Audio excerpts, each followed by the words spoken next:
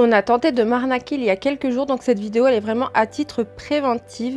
Je m'adresse surtout aux petits créateurs qui cherchent à vendre et à se faire connaître sur les réseaux, mais c'est aussi valable pour toutes les personnes qui ont l'habitude de vendre, que ce soit sur Vinted, Le Bon Coin. Il y en a certains que je connaissais, mais celle-ci je l'avais encore jamais eu et a priori c'est quelque chose qui est en train de se manifester de plus en plus, donc méfiez-vous. En gros, pour vous expliquer ce qui s'est passé, c'est que moi actuellement j'ai ma micro-entreprise, j'ai mon site internet où je vends que des kits crochet pour les débutants. Sauf que sur les réseaux, j'expose aussi ce que je fais au crochet. Je mets pas que mes kits en avant et en attendant, je crochette des choses, que ce soit des peluches, des vêtements ou autres. Et donc je les expose très régulièrement. Et donc j'ai une dame qui est venue me contacter, donc déjà par le biais d'une vidéo, je sais plus laquelle, et elle m'a demandé de la contacter en message privé, donc je lui ai envoyé un message et tout.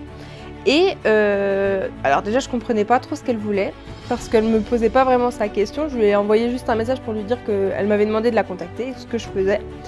Et elle m'envoie des screens du renard et du gilet, enfin le cardigan un peu vert jaune que j'ai fait. Et elle me demande le prix.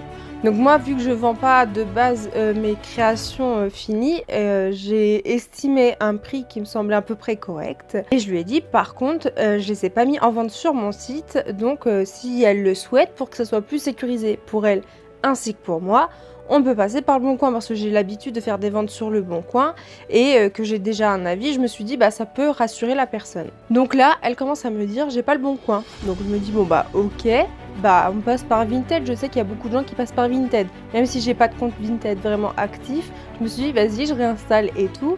Elle me dit j'ai pas non plus.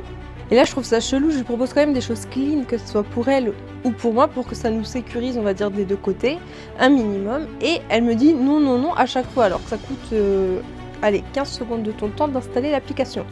Et elle me parle de Lyria. Alors moi je maîtrise pas, j'ai pas PayPal déjà de base, donc Lyria je connaissais encore moins. Et je me suis dit laisse tomber. Elle me disait oui je fais avec un virement et vous aurez l'argent en gros avant que je puisse envoyer et tout, je vous règle les frais de port et tout, enfin vraiment elle mettait aucune opposition, que ce soit au prix, aux frais d'envoi et tout, et en fait je trouvais ça trop louche, donc je suis pas allée plus loin.